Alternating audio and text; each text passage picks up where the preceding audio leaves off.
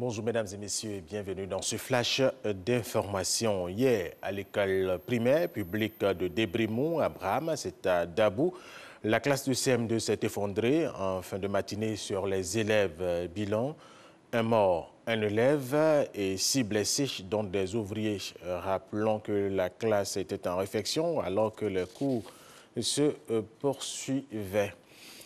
L'ouverture officielle du Forum économique mondial de Davos en Suisse, c'était hier. Plus de 3000 participants sont réunis pour réfléchir sur l'économie mondiale. La délégation ivoirienne conduite par le Premier ministre Amadou Gon Coulibaly. Le premier dirigeant à intervenir lors de ce forum était le Premier ministre indien Narendra Modi qui se fait le chantre de la mondialisation. Adama Kone. 350 gouvernants et plus de 1000 dirigeants d'entreprises au pied des montagnes de la commune de Davos, à l'est de la Suisse. À ce 48e rendez-vous annuel dénommé Forum économique de Davos, l'Afrique veut se définir une perspective stratégique. Si le panel a été fermé aux médias, le Premier ministre ivoirien livre les clés d'un développement harmonieux du continent. Un parcours initiatique qui passe d'abord par la transformation. Nous avons un grand défi qui est celui donc, de l'emploi, notamment de l'emploi des jeunes. Et que pour relever ce défi, il est extrêmement important que l'Afrique s'industrialise. Il n'y a pas d'autres solutions, il faut que nous puissions nous industrialiser. Et pour des pays agricoles comme le nôtre, donc cela passera par une agro-industrie extrêmement forte, une transformation de nos matières premières agricoles. Mais de manière plus générale, donc, que ce soit au niveau des ressources minérales, que ce soit au niveau des ressources pétrolières, gazières, tout ce que vous voulez. Donc, il est important que l'Afrique transforme ces matières premières pour avoir le maximum de valeur ajoutée et capter tous les éléments de la chaîne de valeur au niveau des différentes filières. Toutefois, la modification structurelle des économies africaines nécessite une mobilisation de fonds. Le gap en la matière s'élève à plus de 100 milliards de francs CFA chaque année.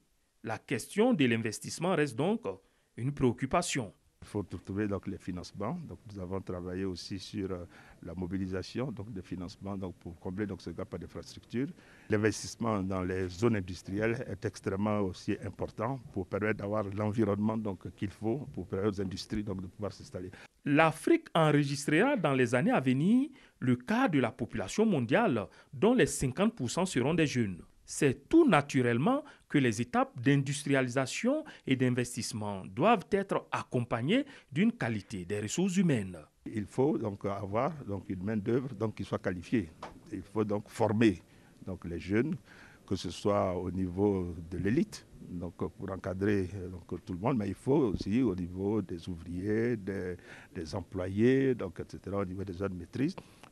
Aussi le personnel qui soit qualifié. Donc la formation professionnelle est extrêmement importante.